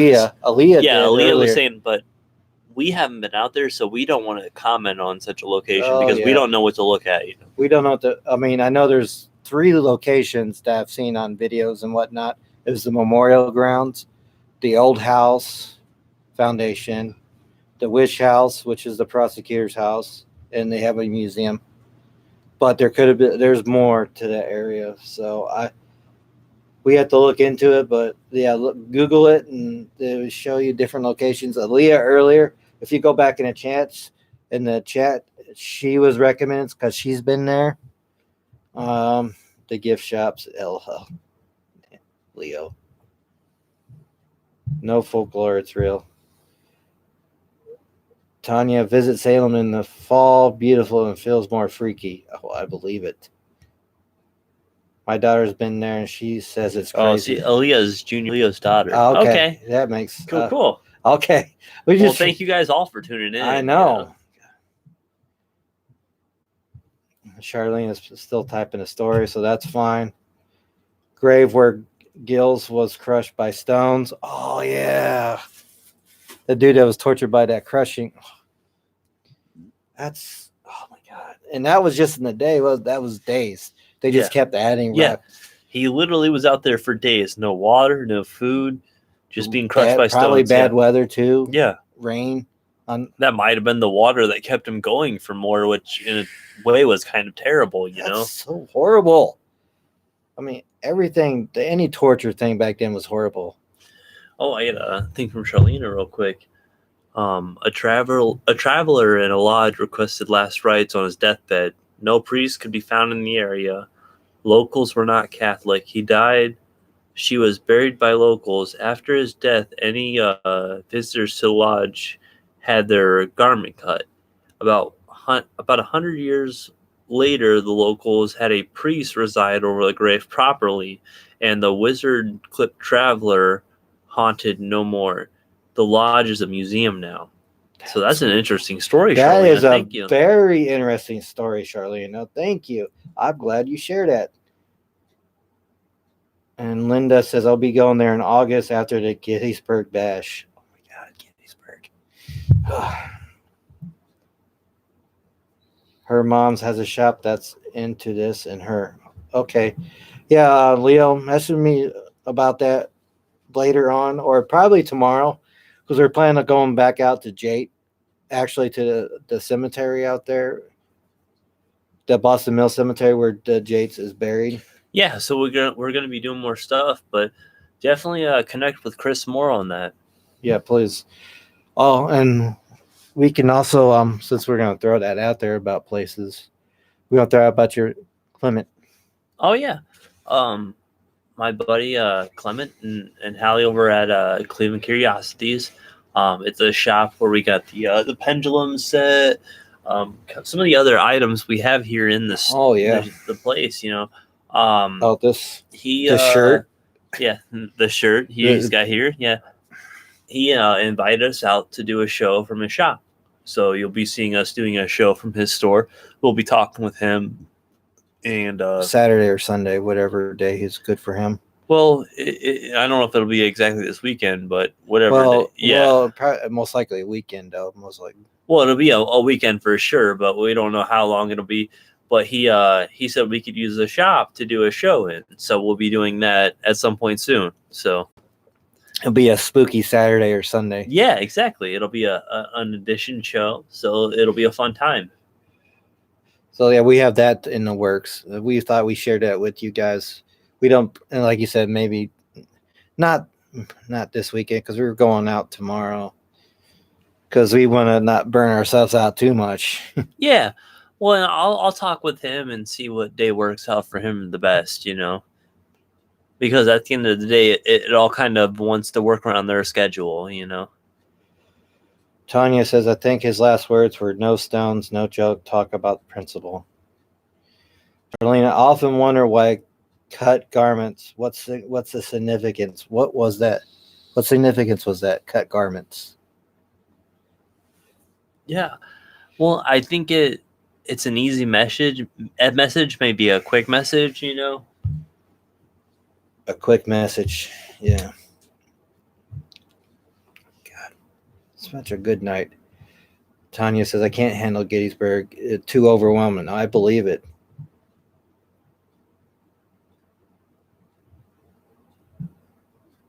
We're on our crypt in our basement right now, Tanya. But we're talking about adding something from his buddy's shop out there where we get some of our... We do all the shows from our basement. All shows. But my buddy Clement over at Cleveland Curiosities, and you can check them out on Instagram, on Facebook. They're for the time being, while the virus is going on, they're shipping things. Yes, they are. Check that out. But Cleveland Curiosities, it's easy to find, and we can post a link up on that too on the Facebook, just so you guys can see.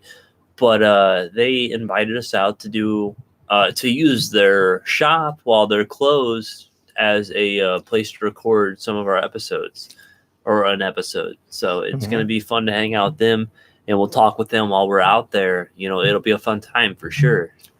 Oh my God, Chris is opening a third Twisted Tea. It's been a good night. Whoa! Whoa! Cheers, guys. This has been a great night. It has. And over on the YouTube, I'll also saying the Skinwalker Ranch. People often see unidentified beasts on the property, which could be skinwalkers. Right. The term comes from Navajo. The legend of these animals, like creatures, are witches who can transform. It's witches or shamans who can transform into beasts. That's what the Indians said. Skinwalker Ranch is also an epicenter for extraterrestrial activity, surrounded decades by disproportionate amount of UFO sightings and paranormal phenomena. So I definitely have heard a lot of stuff, and we've watched more than one documentary on that ranch. For sure. Oh God, yes. So we appreciate Alo also on YouTube for checking in and telling us about some of those stories out there, because we've heard about a ton of that stuff and we've researched a ton of that stuff. But to somebody who has actually been on location, it's fun to hear those stories. That was very amazing. That were, So thank you for those for sure. in the chats, Linda says, yes, don't go there. If you don't want to see spirit, then don't go. I'm close to Annie. I can't read that. Antietam. Which one is it? Charlena. Right there. In Tom. Antietam. Yeah. I don't feel. Gosh dang. Yeah, Antietam looks like. I don't feel anything spooky there. In all places you think that place would be spooky. Road trip, Joe says. Oh yeah, now I'm witching.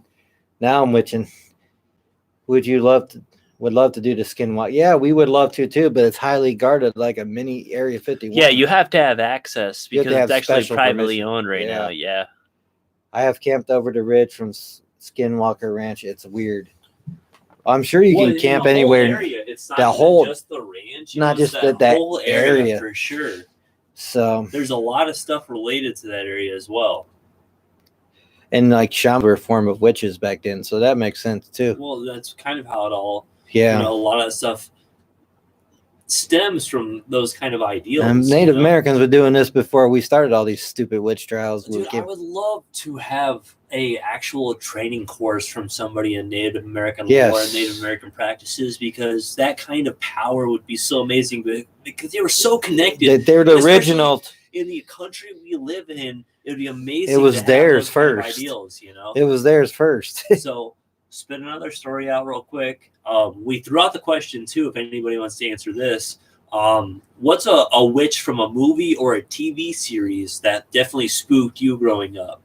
That's definitely I think an interesting story. Right, it is a witch. I got one more check-in upstairs before the show's over. I'll be right back, guys.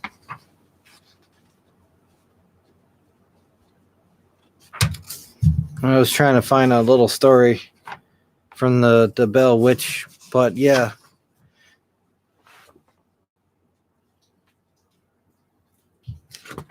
That's a lot of reading. I know you guys like stories.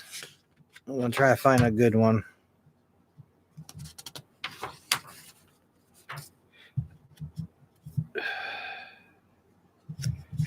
It's a lot of reading. I'm sorry. Oh, here we go. This is what I talk about. Oh, I'm going to read this part from the Bell Witch haunting. The Andrew Jackson one, where the president was a general back then, but a future president. This is from the Bell Witch. The account of General Andrew Jackson's visit is confined to chapter 11 of Ingram's work. That's the book. And I mentioned that earlier in the show. The chapter is a letter from Thomas L. Yancey, an attorney in Clarksville, dated 1894. Yancey explained that his grandfather, Whitmill Fort, was a witness of phenomenon at the Bell homestead, and Fort had related the story of Jackson's visit, which was undated in a letter. Yancey described the grandfather's account as quite amusing to me. The Bell household was strained of resources. Thanks, Newman Outdoors. From visitors, and Jackson brought a wagon load of supplies with his men, nearing the Bell homestead. The wagon stopped and appeared fastened to his position, despite considerable effort by Jackson's men to free it. Jackson exclaimed, "By the external, boys, it is the witch." A metallic voice was heard in the vegetation. Creepy. Night, Junior Leo. All right, General, let the wagon move on. I will see you again tonight. The horses began moving again. That's crazy that some of the force was holding them back from. Instead of camping out, the party stayed at the Bell house that evening. Among the Jackson party was a witch layer who boasted of his supernatural exploits. Tiring of the bravado, Jackson whispered, "By the internals, I do wish the thing would come. I want to see him run." The entity arrived and it taunted the witch layer to shoot her. The men's gun would not fire. The witch countered, "I'll teach you a lesson," and appeared to beat the man and let him out of the door by his nose. Jackson exclaimed, "By the external, boys, I never saw so much fun in all my life." This beats fighting the British. The witch told Jackson she would uncover another rascal the next night. That morning, Jackson's men closed to leave for the home as they were apprehensive as to who was next. And that's just a little crazy story of what happened when Andrew Jackson was there. That's insane. That's insane. This is why I want to go to that area so bad, because it was maybe, just maybe, because there's so much unexplained out there, that Bell Witch was real. And it was some kind of force holding the wagon there. And I'm going to add to that story why the wagon stopped before the Bell house and wouldn't move, because Jackson's men were saying, "Oh, we brought silver bullets. We're going to kill us a witch tonight." Yeah. And the wagon wouldn't move any further. And he sent Jackson said something, and all of a sudden it moved again, like an apology and stuff like that. That's insane. That's insane that happened. And I read it across, even on the YouTube one I shared, they said something of that story as well. It's amazing how that story stays the same. Yeah. Oh, it's it didn't vary. Amazing. Yeah. And that's why they bounced. It's like, nope, we're gone. Not more of Andrew Jackson, but the men were scared of what happened. Well, I think that's a lot what has to do with these stories of witches, and we've talked about it a little bit throughout the night, but let me go into a little spiel about this real quick. So over time, any kind of way to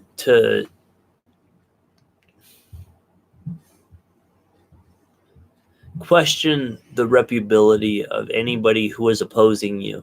So say you're a man and another family was opposing you, at a certain time, and especially the times we're talking about, you could call that man's wife a witch and say that by his association, he was related to witchcraft. And you could take their property, their money, and all these different things. It's ridiculous to think that, somebody could utilize something as simple as just hearsay to take somebody's land and property. And today there's different stuff that goes on. We can look at how the way that suing goes on, where somebody can question the safety standards or the reputability of a company and then sue them, and it's not really a just action. They're just doing it to make money, And I've been thinking about this is an outside thought of the Bell Witch thing. Back in that day, they still had slaves. Yeah. Well, some of them did. It was before. Okay, it was before the Civil War. Yeah. So they did have slaves, and they did practice their form of voodoo and stuff they brought over from it. Well, in any kind of practices, and that was in Tennessee, might have been perceived as like voodoo is not really its own thing. It's a combination of different practices, right? Because they were all perceived as the same thing, because a lot of different people at an early age believed anything from anybody black or anybody of a darker skin tone was considered anything negative, which wasn't necessarily the case, but it was all thrown into the same kind of thing. So it's interesting to see what is sparked from those kind of actions. I'm going to read some of the comments. Yeah, go ahead. Linda says, "Come out and I'll take you camping." We want to go camping. Trust me. Even with Randy and David, we want to go camping. You will see the lights and we hear all kinds of sounds. Oh, that would be so awesome. That would be so amazing. And Linda says, "Anytime you camp on Native American land." Tanya says, "The Jackson story is well documented." It is well documented. Because he was not the president yet, but he was part of the army, and they documented everything back then. They had some kind of guy that wrote down and recorded on the forms and parchment. And Tanya says they said Bell took property from a man. He died shortly after. His wife then cursed Bell. Yeah, that's another part of that story that I watched on YouTube. I thought the Andrew Jackson story was pretty cool. And it's well documented about. Yeah, it. And Tanya's right. They Bell took property from a man and he died short.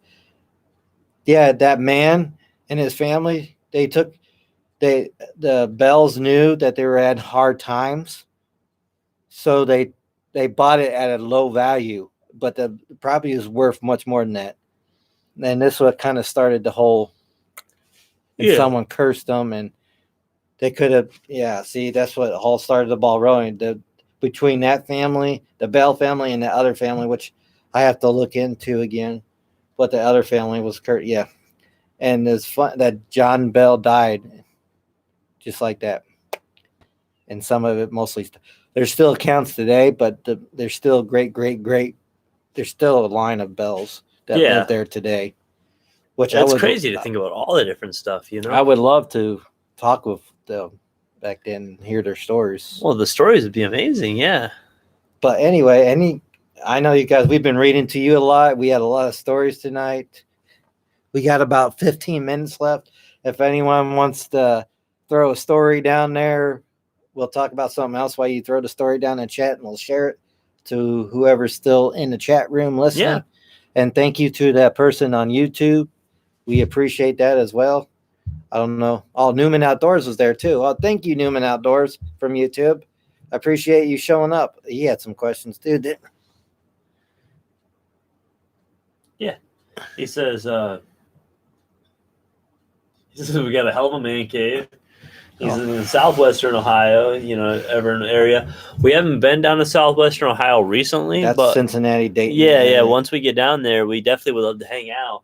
But he also said, I don't believe in witches, but people do give their souls to evil. And we've talked about this before, but yes. like the Devil at the Crossroads, like Robert Johnson. Oh, yeah, we did talk about the songs. Yeah, the blues musicians. Yes. And, even like the Grateful Dead, different country musicians talk about like hellhounds, Devil on Their Trail, things like that. Sometimes it's a reference to like the police force and stuff, but sometimes some of these people literally feel they have given their souls over to the devil, and it's coming into like, more recent stuff like, the Kurt Cobain, Amy Winehouse, people like that. 27 Club. The 27 Club, exactly. So, it's interesting to think about those kind of topics. I don't necessarily know if I believe in a witch as like the what people think of as a witch, but I do believe there are people who practice Wicca or Wiccan practices. I'm going to say, night, Linda. Thank you for joining us tonight. And thank you so much, Nina. Night, Linda. She got to drive to Colorado in the morning. Oh man, well, have a good and safe trip. Have a safe drive. Thank you, Linda. All right, and continue with you. Sorry, I want to say night before. Good night, Newman Outdoors. Yeah, good. Thank you for sharing. And he explained that. And join us on YouTube and or Facebook, but we appreciate you on YouTube as well. I mean, we're doing both of them at the same time. And we had a lot of good interaction between both tonight. A lot of good stories. Crazy night. Good night, guys. Oh man, we read a lot of stories tonight. We got about a good.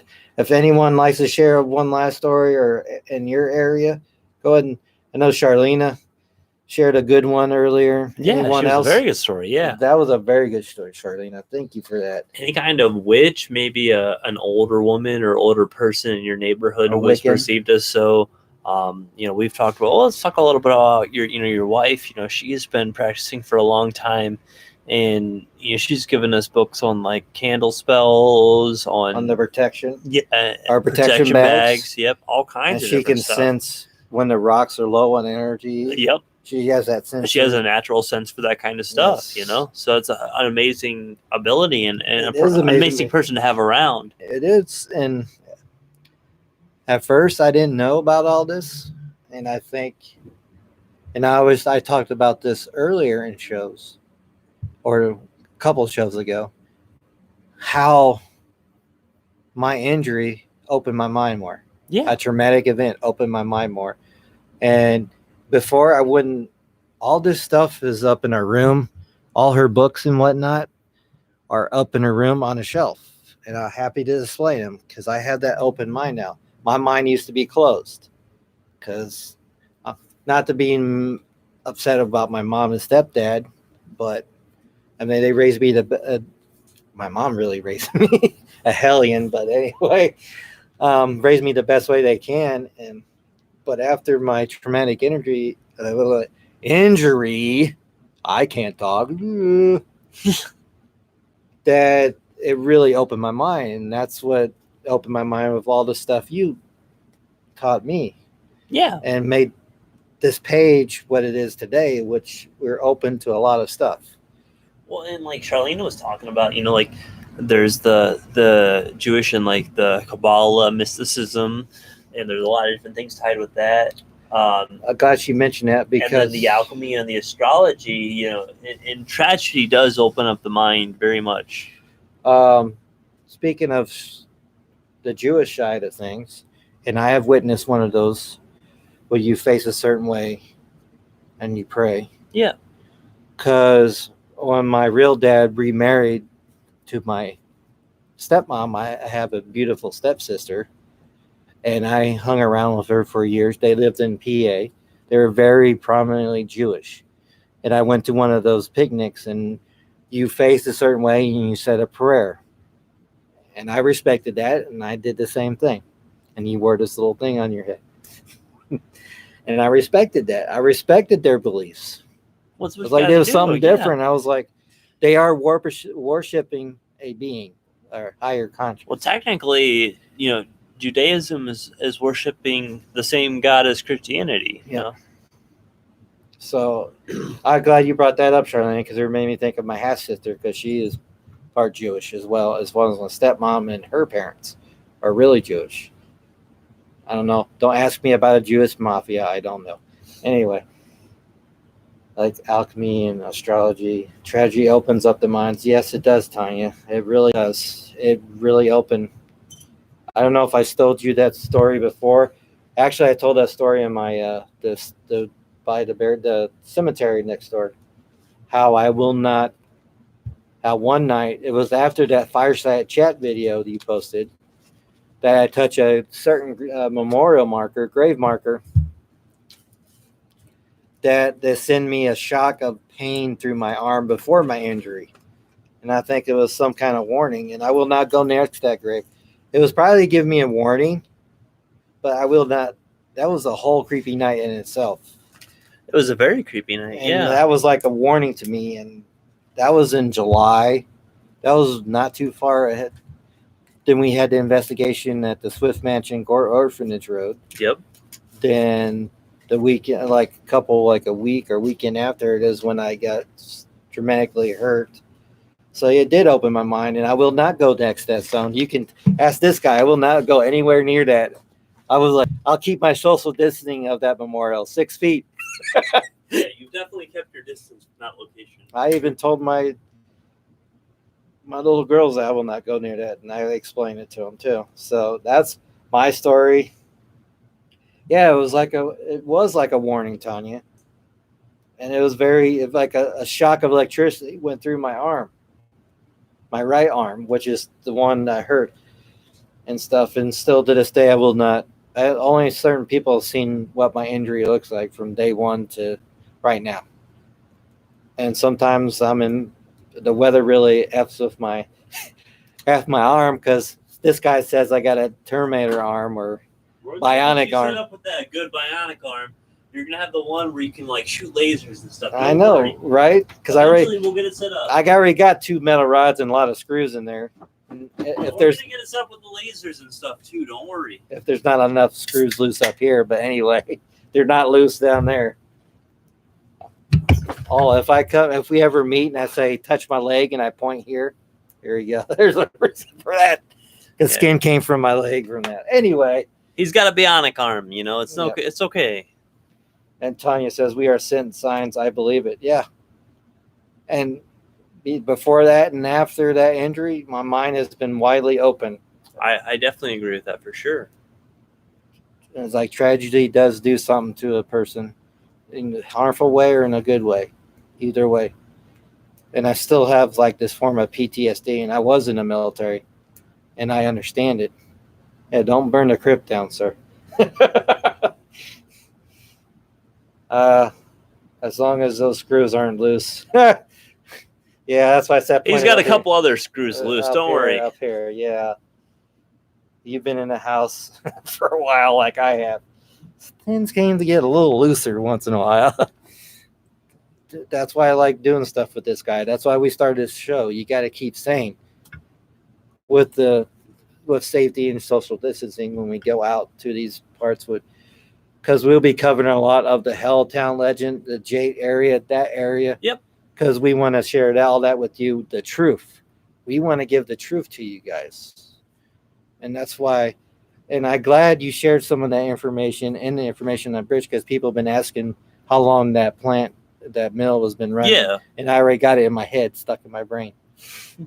Then the bridge was built before that, and there was stuff going on before that, and also I got the dates stuck in my head when they took over the lands over the Boston mill side. One, and with the videos we've posted, we put good information and good history information. So. I even teased a Joe on there on the history lesson. I'll give you a small. I even said that a small history lesson of what's going on in there. All right, guys, we got about 5 more minutes here. Does anybody have any questions or stories they want to toss out before we get out here for the night? Okay, and Tanya appreciates us. She's keeping me saying thanks. Oh, you're quite Tanya, welcome. we just appreciate the We all got to keep sane in these times, and this is why we try to bring all the. Oh, we got lots to cover, and Fridays, we're gonna just deem Fridays follower Fridays for now. Yeah, so if you guys have any stories before Friday you want to send in, we'll pop them to us. So Friday will be the same time as tonight, 9:30. Oh, PM. Tanya, don't worry about talking so much. You never need to worry about that here. Anybody who watches our show is very friendly usually, so don't worry about that kind of stuff, you know? We don't mind. I've talked, and you look at the first show, and you look at to now, I have opened up more. Well, we are talking more. You know, that's what this dialogue is about. It's getting us more comfortable. More, interact with each other. We want to share. I wear a silly hat, but it's just because I'm okay wearing a silly hat because I'm comfortable with you guys, you know? And sometimes we butcher someone's names, or when we're reading something, we butcher it up, but we're fine. We're human. Yeah. Someone will always correct us or grade us. Sorry. Yeah. We got teachers in there. Oh my gosh. You guys are wonderful though. And we're glad that you guys are here correcting and making sure we're keeping on our toes. I know. And cheers, sir. Cheers to upward and onward. You're not supposed to drink after cheers, I'm sorry. I got so much in talking. I was in the middle of talking. Sorry. It's a bad omen to I'll just do it again. There we go. You don't want to mess up our juju. Here we go. Hold my zip. Hold my beer. Low grades. Oh my god.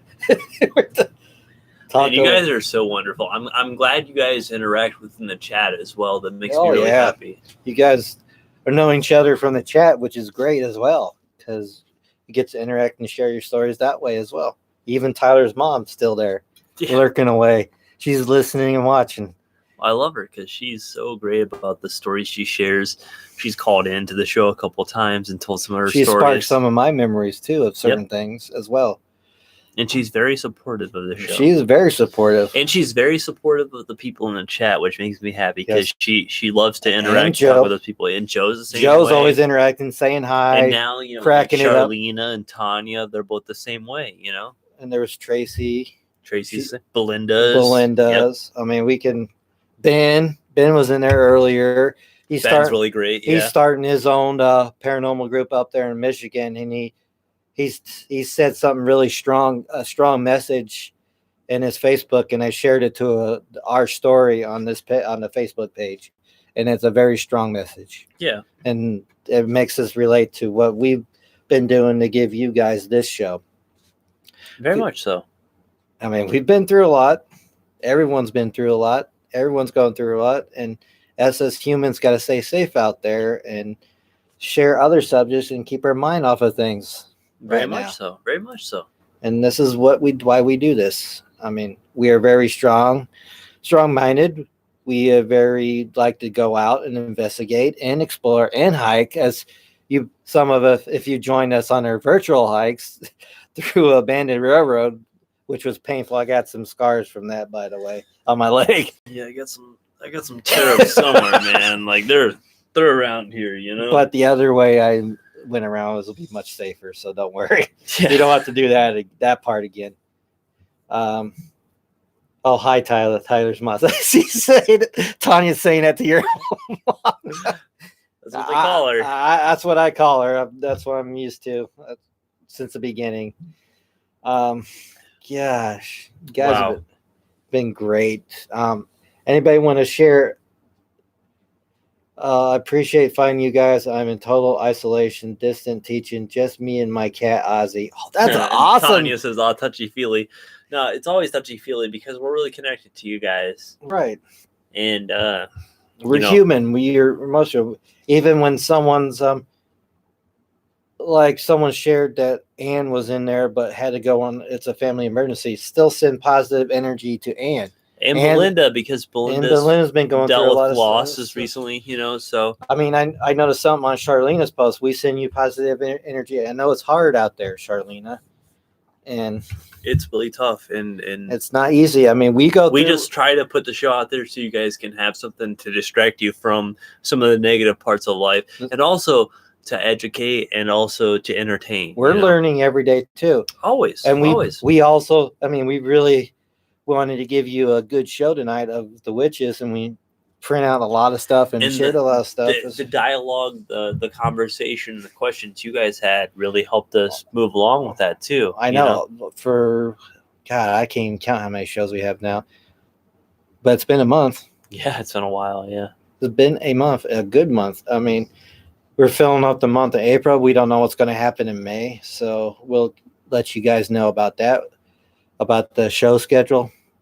It might change later in May, but for the time being, we're going to keep it going like we have. For the time being, we're going to keep it going like we have. Yep. But we're still going to give you a show even after that. It might not be as much, but trust me, guys. Sometimes we miss you when we're not doing our show days. It's like we're like, what do we do? What do we do? What do we do? I definitely feel that some way, but sometimes, yes, I know. We unfortunately can't do the show every night because it becomes too much of a. We don't want to give out. We don't want to make it a burden, No. Because then it makes it fun when we have the excitement to be waiting for the show. When I'm on a Tuesday and I'm waiting for that Wednesday show, I'm excited for that now. And how we kind of related to what the same ideas, even though we hadn't talked about it before.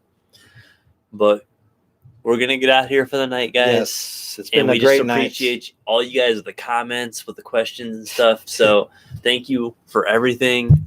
And thank you guys. We love you all so much. And I hope you guys have a good night. If anybody has any stories for Friday, it's going to be Follower Friday. That's going to be your guys' show. Yeah, that's going to be the show for you guys, so we want to hear your stories. So thank you so much, guys. Have a good night. Oh, and Charlena says,